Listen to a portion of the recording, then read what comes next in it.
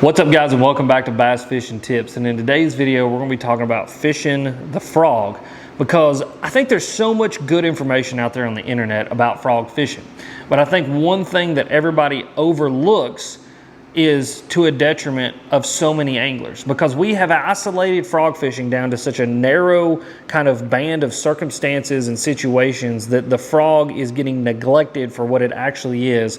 And that is one of the best topwater tools that you can have in your arsenal, not only for grass and lily pads and heavy cover, but also for open water. And so in today's video I want to talk about 4 tips for open water frog fishing that hopefully are going to retrain your brain on what the frog actually is and where the frog can actually be used, and turn it into a tool for catching really big bass in areas that so many other people may neglect throwing a frog. And so without any further ado, let's get right into today's video with tip number 1, and that is just open water frog fishing in general. What do I mean by that? What am I looking for, and what is it? So open water frog fishing, in my mind, is throwing a frog in everything else that isn't lily pads and grass and matted vegetation. You know, around me and around, you know, the parts of the country that I live in, and really everywhere that you go, you've got grass fisheries and aquatic vegetation fisheries, and then you've got fisheries that just don't have that. So many highland reservoirs, so many, you know, man-made lakes just don't have a ton of vegetation in them, and or there is vegetation in them, but the band in which they actually come up and they emerge and they mat, and it creates a scenario where you can, you know, fish a frog on matted vegetation is about that long. It's like a 2-3 month period, and then it just goes away. Whereas the other, you know, 11-10 months out of the year, what do? You know, can we fish a frog in those situations? And you absolutely can, if you're willing to think about open water frog fishing. And so when I'm talking about open water frog fishing, I'm talking about fishing a frog anywhere that you can't present a normal topwater lure. And so that being said, you know, I wouldn't fish a frog on like a 20-foot deep point where spotted bass live and expect them to come up on top and to eat it like they would like a giant topwater. I'm also not saying get on a wind-blown point and throw a chopo expecting bass to come up and eat it.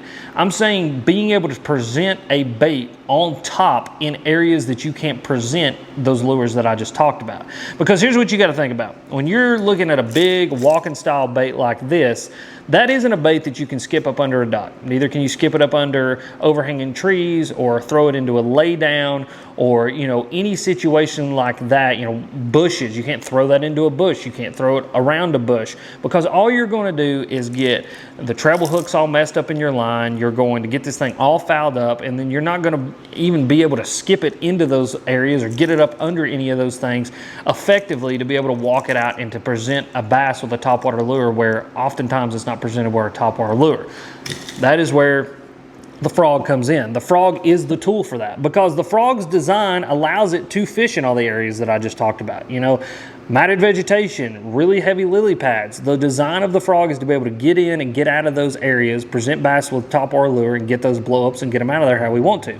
But also the frog can be the bait that you present in all the areas that you can't put your spooks and your ploppers and your poppers and all those different things. Being able to skip it up under docks, skip it up into laydowns, fish it around bushes and, you know, other things that may be in the water. I mean, I have fished a frog around standing buck bushes. I've fished them in laydowns and around laydowns. I've fished them.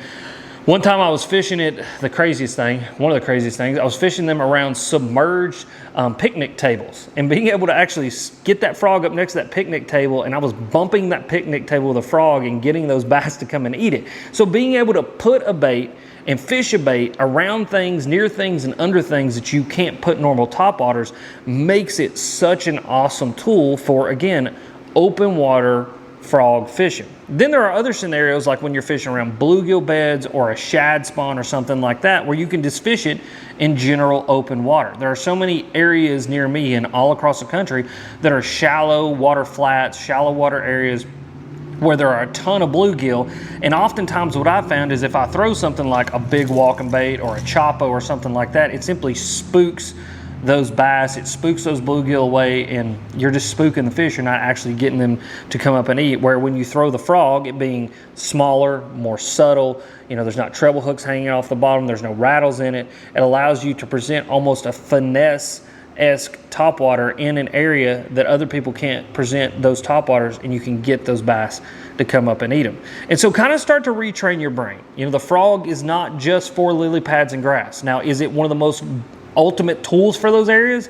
Absolutely, but it can do so much more. It can be a dock skipping bait. It can be a lay down fishing bait, a bush fishing bait, skipping it up under overhanging trees. Presented in areas where you don't normally, or you can't normally put a topwater, makes this bait super duper deadly. And it's just one of those things I want you to kind of start to think about and to retrain your brain on actually open water frog fishing and where to fish the frog. Now, when it comes to open water frog fishing, I want to kind of talk about what that looks like and where that actually happens. And that's what leads us into tip number 2. So the what is walking the frog.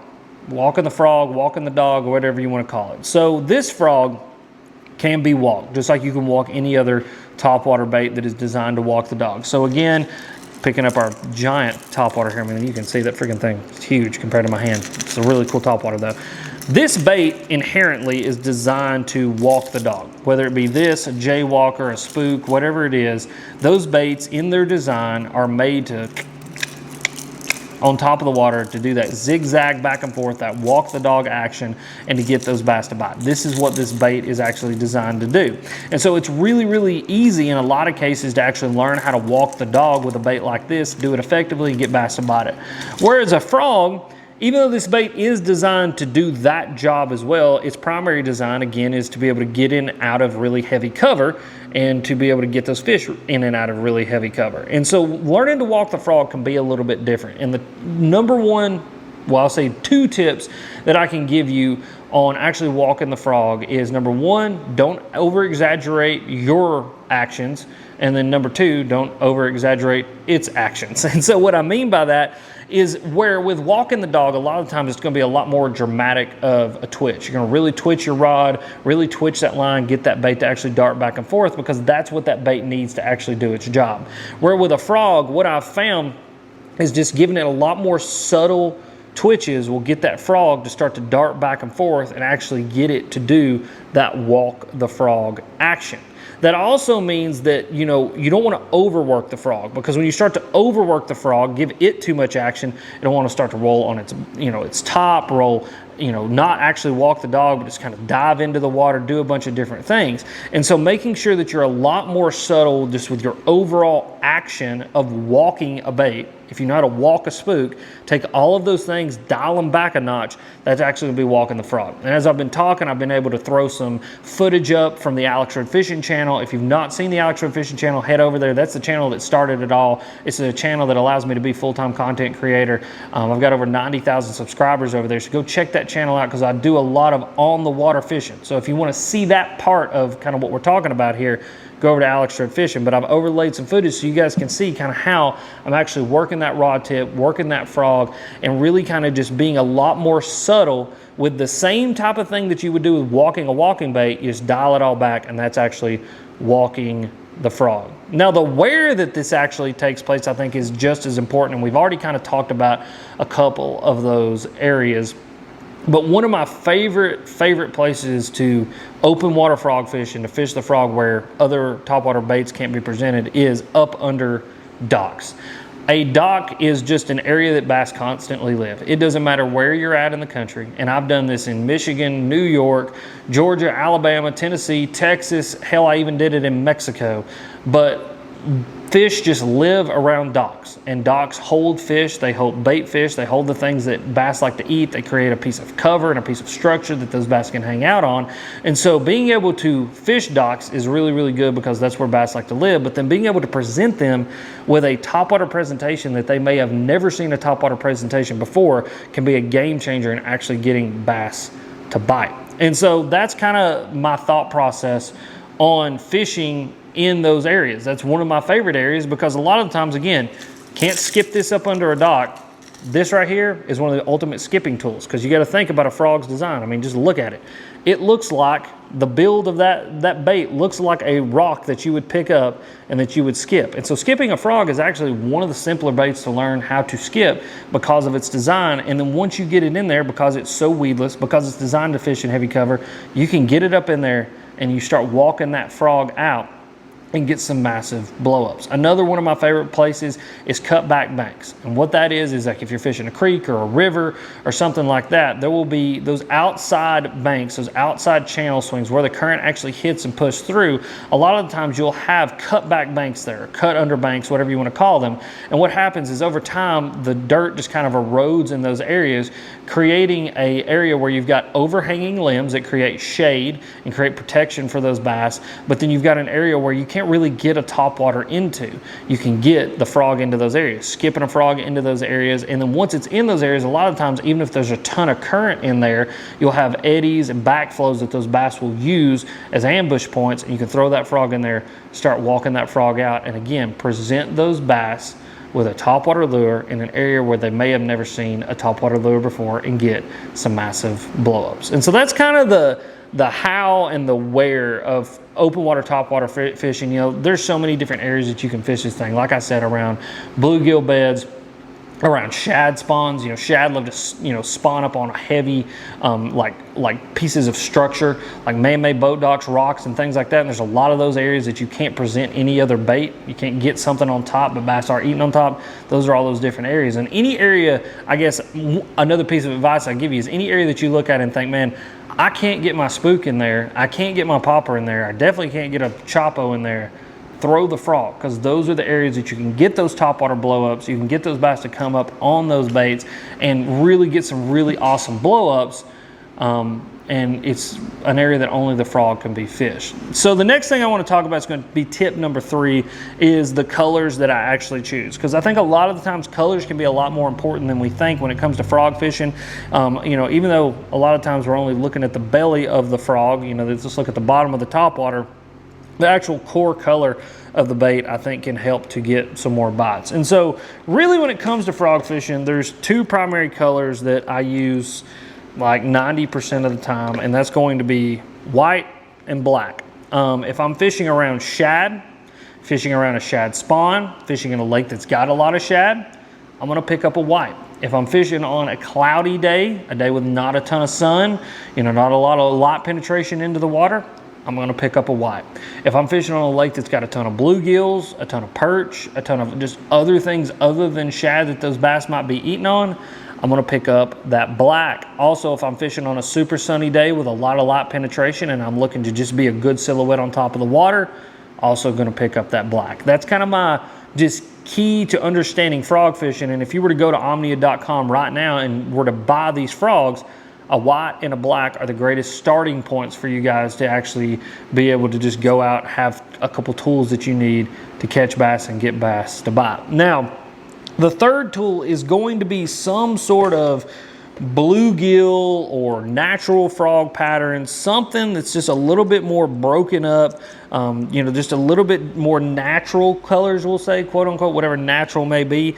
And so, you know, something like this green. This is just like a standard green. You guys can see, even though it is white on the belly, you've got some green that comes down there on the sides. And a lot of the times when you're walking the frog, that frog is actually going to roll, and a lot of that side, a lot more of that side is going to be shown than you think when it comes to open water frog fishing. And so unlike your mat fishing where you just got a bass that's trying to come straight up to a mat, a lot of the times you're just trying to create a silhouette on top of the water. The open water frog fishing, the little nuances, whether it be in the tail, the body, or whatever it is, can make the difference between getting bites or not. And so if the white and the black just don't seem to be working, throwing on something a little bit more natural or something that looks a bit more like a bluegill or a frog or anything like that can be one of those deals that can get those bass to bite. And again, here's a great color. This is like a green pumpkin.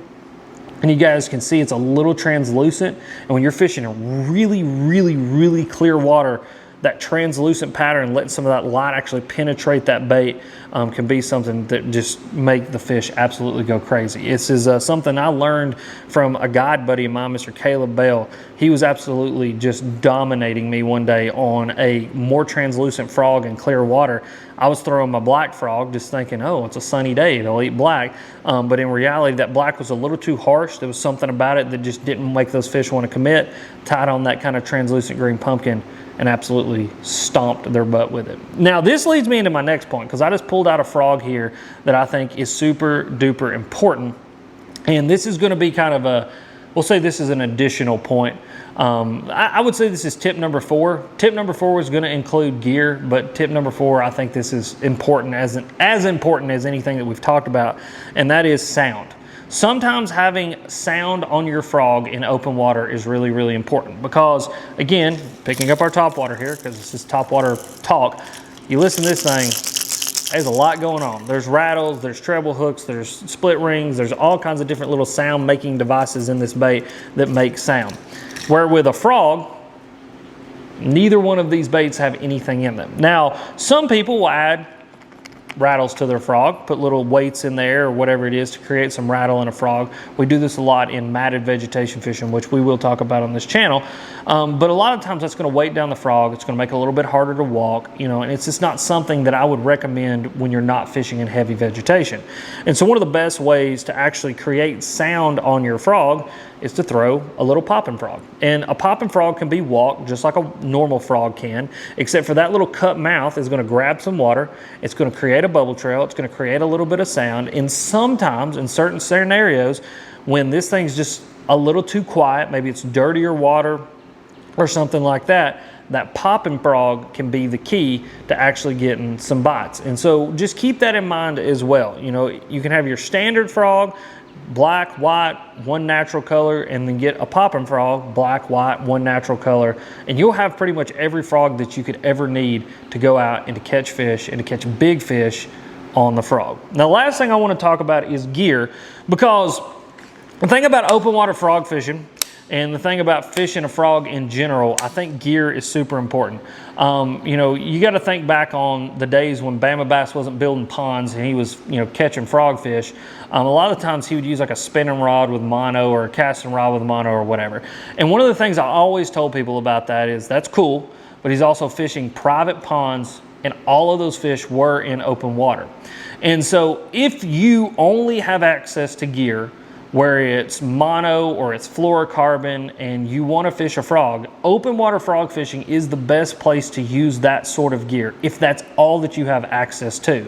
But I really wouldn't suggest it, and the reason for that is because a frog inherently is a bait that is hard to hook fish with in general. And a lot of that has to do, again, with the design that makes it as weedless and able to get in and out of cover like it does. It also makes it really hard for you to hook those fish, because a fish has to do a lot of things. Number one, it's got to bite it. And then number two, it's got to depress that body, which exposes those two big hooks. And those two hooks are essentially two big jig hooks. And so not only do you have to drive one hook in, but possibly drive two hooks in that are really, really big. And you guys know just from fishing jigs, fishing Texas rigs and things like that, we're already hammering those fish. Big dramatic hook sets, really giving those fish the business. And so when we add in the extra layer of depressing that frog down and then getting two of those hooks in, the gear absolutely matters. The gear also matters because what we just talked about, up under docks, up under laydowns, up under overhanging trees, in matted vegetation, which we kind of are going to talk about in a different video, but it's also a place where we fish the frog.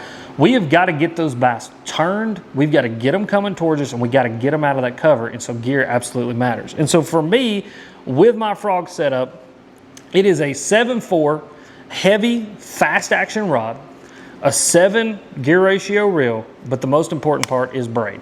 I'm fishing 65 pounds straight braid, even when I'm open water frog fishing. And the reason for that is everything that I just talked about. You've got to depress that frog, you got to get both of those hooks in, you've got to turn those bass, you got to get those bass heading out.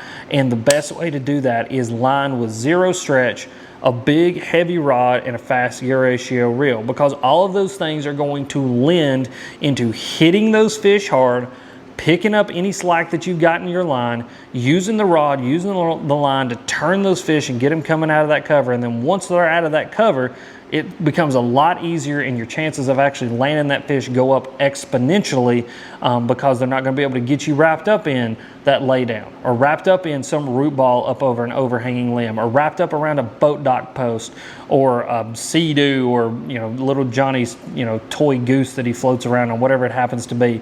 And so I think that fishing a frog on straight braid is super important because of those factors. Also, Fishing a frog on straight braid and having zero stretch in that rod, or in that line, I mean, makes it a heck of a lot easier to actually walk the frog with this thing. If you just barely twitch that slack in that braid because it has no stretch, it's going to be able to give direct action to that bait and be able to get that frog to walk back and forth and get that walk the dog, walk the frog action that we're looking for going back to tip number 2. And I think that just the braid rod and reel combo, that big heavy rod, fast gear ratio reel, big heavy line, helps us to be able to just do all of those things. Get the hooks in them, get them coming out of that cover, walk the frog, and just do all of those jobs a heck of a lot more effectively. And so if you enjoyed this video, you enjoyed these tips, and you're looking forward to going and catching some frogfish, let me know down in the comments. Also, click this video, it's popping up right here.